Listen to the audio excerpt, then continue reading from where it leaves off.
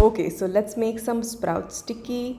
Grind sprouts and green chili and little bit of salt. Then add finely chopped tomatoes, onions. Then add mashed boiled potato to it. Mix it well. Add some spices to it as per your wishes. Add turmeric and some spices. Then grease the pan with little bit of oil. Place your tikkis on the hot pan. Let them cook from one side. Let them cook on the one side and then flip it and let them cook on the other side until it's golden brown.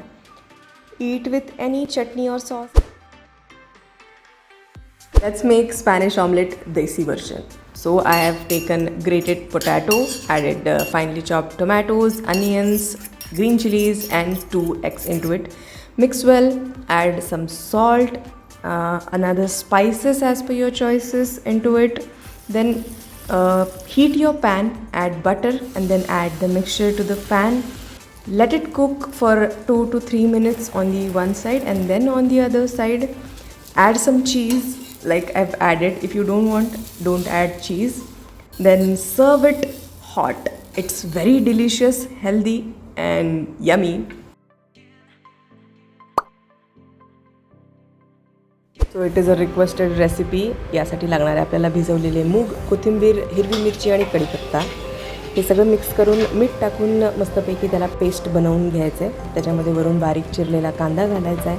त्याच्यानंतर त्याच्यामध्ये बारीक बारीक चिरलेला tomato घालायचा आहे आणि मग त्यामध्ये घालायची अगदी फ्रेश हिरवीगार अशी मस्त कोथिंबीर. हे सगळं मस्तपैकी मिक्स करून घ्यायचं आहे. आधी मीठ एकदा टेस्ट करून घ्या, व्यवस्थित लागलं तर ओके, नाहीतर अजून ॲड करा. त्याच्यावरती तेल थोडंसं घालून 2 थेंब घालून त्याला हीट होऊ द्यायचं आणि मग नंतर बॅटर त्याच्यावरती टाकायचं आणि त्याचं लिड जे आहे ते अगदी घट्ट प्रेस करून त्याच्यावरती ठेवायचं आहे.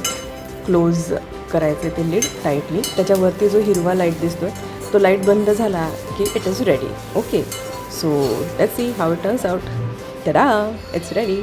कुठल्याही आवडत्या चटणीसोबत यू कॅन एन्जॉय. सो आज आपण अंडं आणि बेसन यूज करून एक चिला तयार करणार आहोत. हाय प्रोटीन आणि व्हेरी डिलिशियस. यासाठी हिरवी मिरची, कोथिंबीर, कांदा, टोमॅटो अगदी बारीक चिरून घ्यायचं. त्यामध्ये 3 चमचे बेसन घालायचं आहे.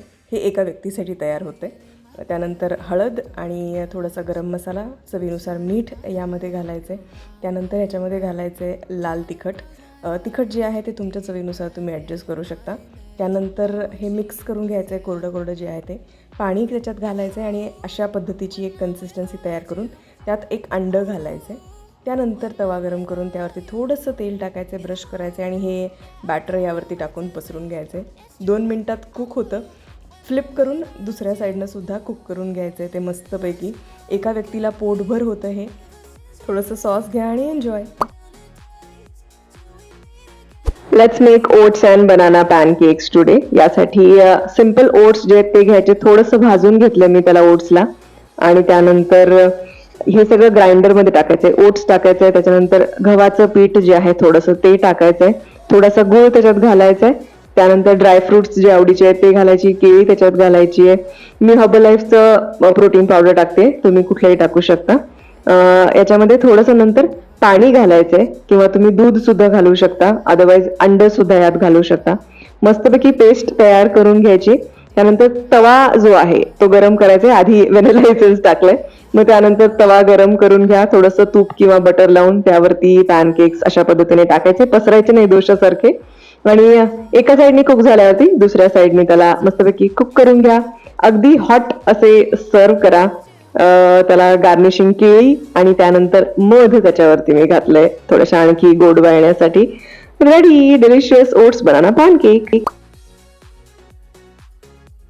So let's make boiled egg sandwich today. Very healthy.